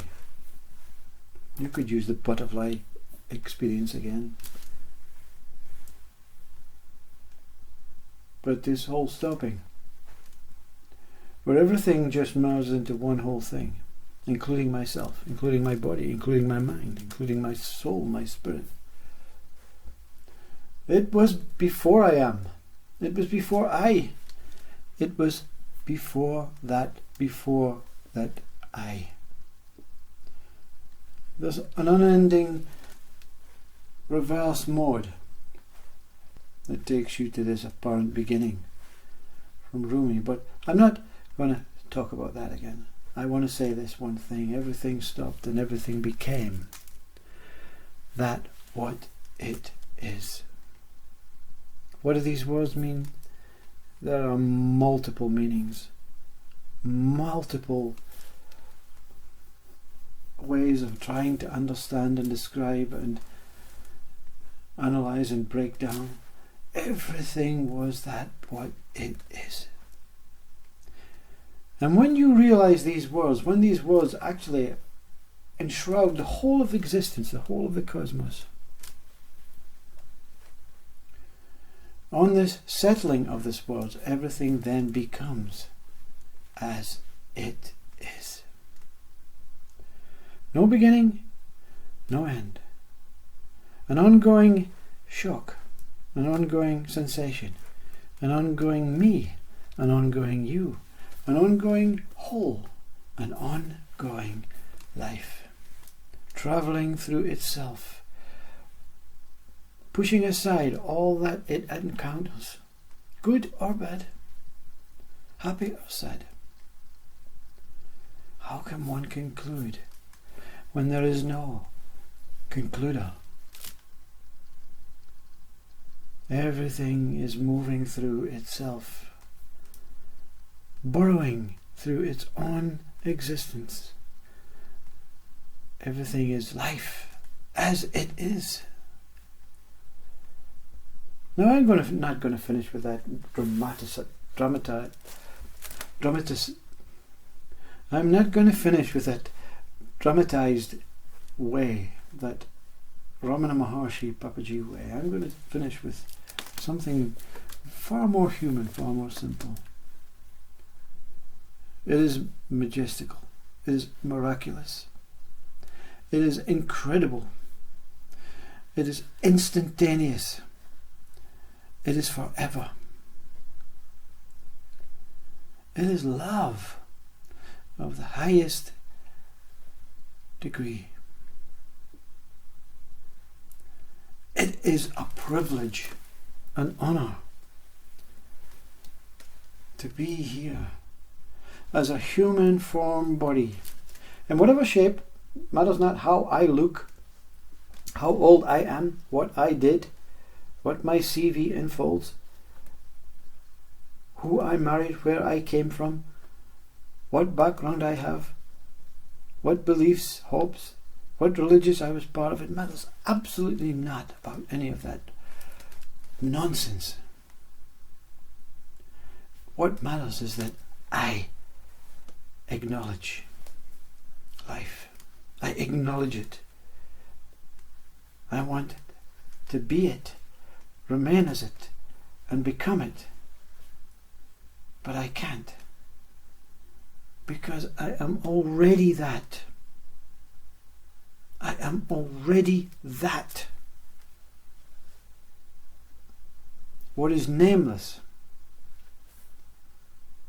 motionless,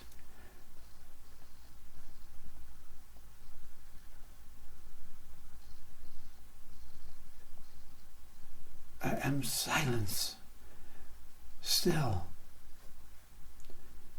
with something that gives me life, that makes me feel emotionally connected to this whole existing present awareness that can only be established here and now.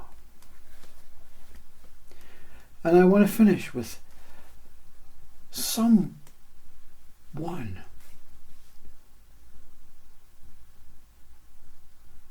who was a human form and came, and I've never really spoke about this human. But he incredibly gave up so much. He incredibly gave up his whole life. He incredibly gave up his fortune, his wealth, to follow Neem Karoli Baba. And he spoke like all the other speakers, Ekot Tole Muji and Adyashanti, that are living. And he just passed away lately. And I never really gave him much. Well, there was no association. But now I can associate. I can associate through Neem Karoli Baba and Ram Dass.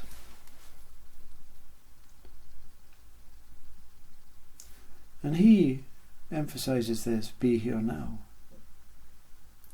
And I think it is very apt for someone to acknowledge one who gave up a life and found life, like this one did, this speaker did, and then lived life. So my conclusion is, I'm going now to live life like Ram Dass, because I gave up, I surrendered, I lost, I found, I became, I was not, and now I'm alone as a human in a world that I never fitted into before. And I've no intentions of trying to fit in again and go through that whole imprisonment journey that UG, my hero Krishnamurti, speaks about. I'm just going to be here now, in every single day, in every single moment, and praise that whole experience of life that I am living in this now one moment state. And it's a good way to finish, to summarize, with the voice. When it spoke, it said, on my question, looking at the trees, the pine trees, something spoke, because I wasn't there, I was gone, and said, oh, I get it. The trees were blowing from left to right. Every moment is the same. And the voice swiftly destroyed me and said, no, one moment. The maple and ribbons. And I was gone. One moment. The maple, I. Ribbons, consciousness. All that exists. Matters not if you establish or find it. You cannot be separate from it. It is impossible.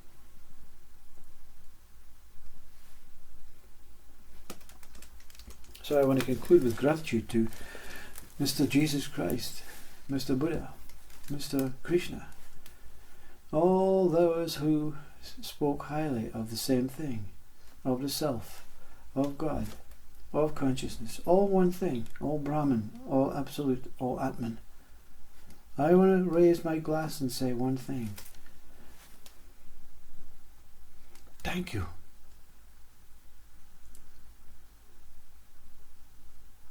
And let the roller coaster ride. And let it never stop. And let every bend be completely unique. Every straight. Every up and down curve. Every passenger that sits next to you change. And you be there. At the front.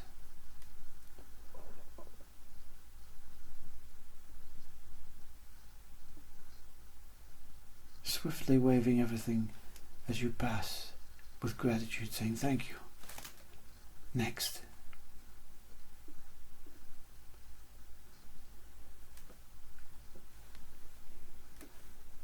Is that a conclusion? Next.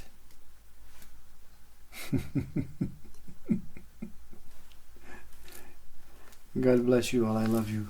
Thank you very much for taking the time to listen. I hope it means something to you, but I also hope it means nothing to you. And I hope that what it means something and nothing disappears. And when it returns, I hope it returns with the truth that one is. Namaste Om.